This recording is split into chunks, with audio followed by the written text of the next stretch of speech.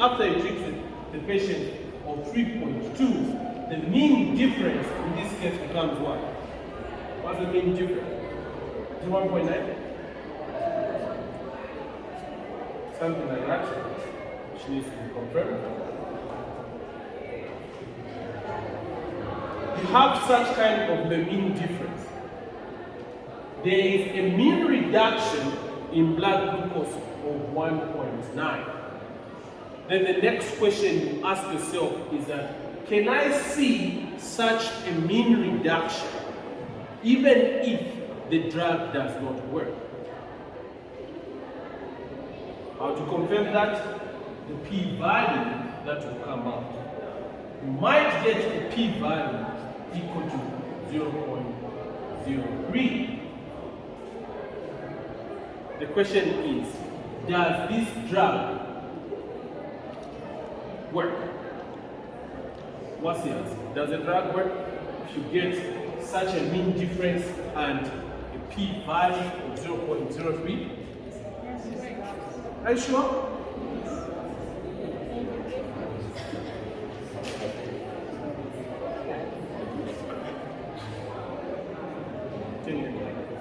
You're looking for chairs? For me? Come this way.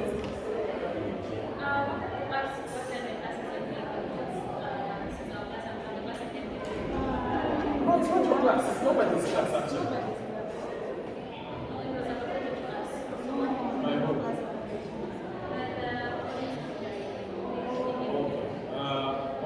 Allow me to be done. Yeah, when the lecture comes in, let me know. But classes, anybody can use it. It's just for information. When your lecturer comes in, let me know. Thanks. Alright, clear about that, guys. So, when you see such a difference and such a p-value, what conclusion do you make?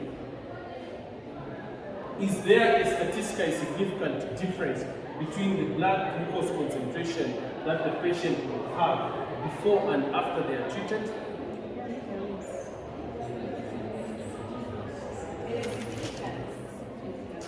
There is a significant difference, right? There is a significant difference, which means this difference you are observing is actually a true difference. Therefore, there is a reduction when you use the drug. You get the sense? The drug reduces the blood glucose, and it reduces it by a mean of 1.9. Reject the null hypothesis that the drug does not work, that there is no difference between the glucose before and after they are treated. Make sense? What if, for the same result, you see this?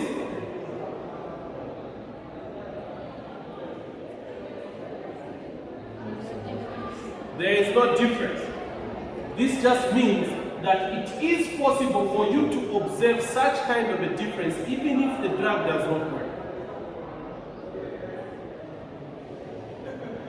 Even if there is no effect on the blood glucose, you are still able to see such kind of a mean reduction in the blood glucose concentration.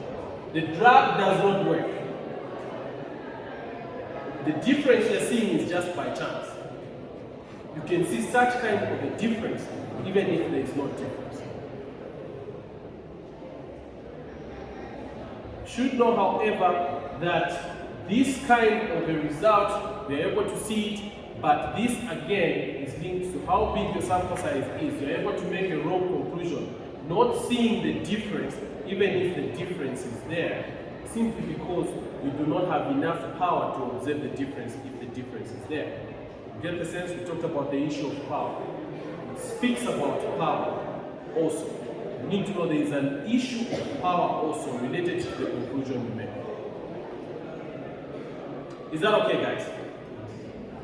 But if it's true that the sample size that you have is effective and large enough to be able to detect the difference if the difference exists, and then you get such a result, and then the t-test that you have used, which is the paired t-test, is used appropriately in a circumstance where there are no outliers, then you know that, guys, there's really just no difference. This drug does not work.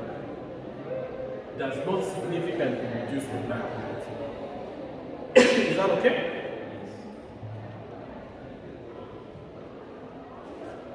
What if the assumption of the paired t-tests have not been met? What alternative do I use? That's like asking, what if there are extreme values? There were people who had diabetes in this same group, such as their extreme values. There's someone with a blood glucose of 72. There's someone who had an infusion of dextrose in your group. Their blood glucose concentration is so high, right? You randomly sample such kind of a person. Are you still going to use the t-test? No, you won't, because there are extreme values there. You make a wrong conclusion. What alternative test do you use? You use an alternative test which is based on the difference between two medians, and it's going to say the difference between the median blood glucose before and the median blood glucose after treatment. And this sings the same song. Go for statistical tests that test for the median. That is based on ranked correlation.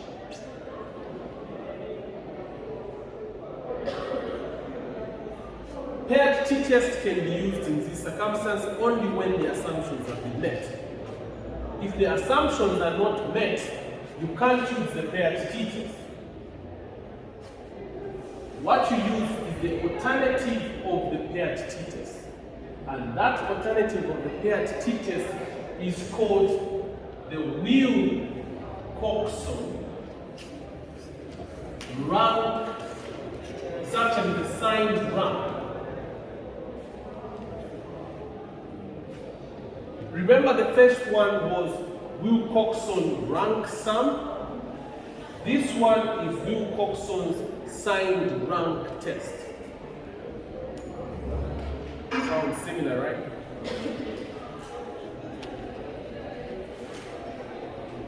If they are independent samples, it's Wilcoxon rank sum test. If these samples are paired, it's Wilcoxon signed rank test. Signed rank. The first one was rank sum.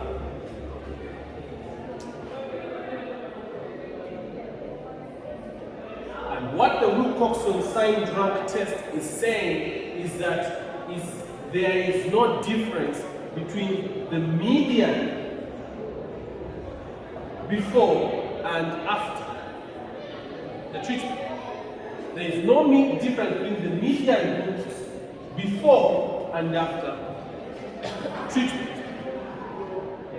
And again, if you get such kind of a result where you're testing the difference between two medians, you get such kind of a result, then you can make the conclusion that indeed there is no difference.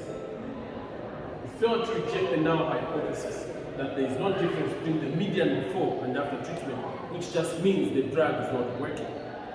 If the p-value is 0.2 or less than 0.05, you can say you have enough evidence to conclude that you reject the hypothesis that there is no difference, which means there is a significant difference. For today, guys, we talked about the t-test. When do you use the t-test? What are the assumptions of the t-test? In what forms do the t-tests come? Said, use the t-test if you have two groups and your outcome is continuous. The two groups can be two independent groups, and in that case, you use the unpaired t-test or the independent sample t-test. It could be a circumstance where the two groups are before and after, which is they are paired. In that case, you use the paired t-test. We talked about the assumptions of the t-test, which have to be met for you to use it. And we said you only use the t-test if the distribution of the outcome variable is known. There are no extreme values. If the variance between these observations are equal, and if the sampling of the participants was random, you can use the t-test.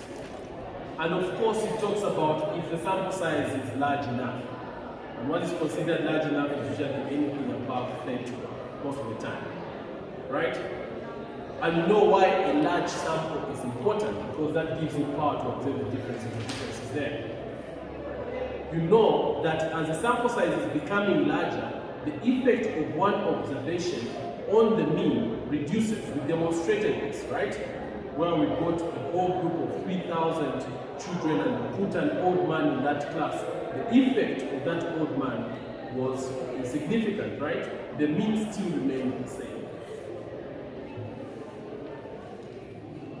You need to remember that having a large sample size does not change the distribution. It doesn't mean when the sample size is large, when the distribution becomes normally distributed, therefore you can use the t-test. That's not the case. What it means is that the effect of each observation on the value of the mean reduces. So those people that mislead us in most cases and say, well, I had a large sample size, therefore I used the parametric test, are incorrect. The distribution of the variable has to be checked, and it has to be confirmed that it's normal. And once that has been confirmed is when you use the t-test. If, however, the distribution is non-normal and you have two independent groups, use the alternative of the unpaired t-test or the student's t-test. And that alternative is called the Wilcoxon rank sum test. Wilcoxon rank sum test, or the Wilcoxon man-Whitney rank sum test, or the man-Whitney's U-test. It's all talking about the same thing. However, if your case is like this, where the data is paired and then the assumptions of the t-tests fail, use the alternative of the paired t-test, which is the Wilcoxon's Signed Rank test, which tests the difference between two medians. Guys, for today, this is what we have dealt with. The next time we're going to come, we're going to deal with a whole new scenario. When do you use ANOVA? Is that clear? Then we deal with the t-test. Next time we deal with ANOVA. So thank you so much, guys. I will see you next time. Yeah.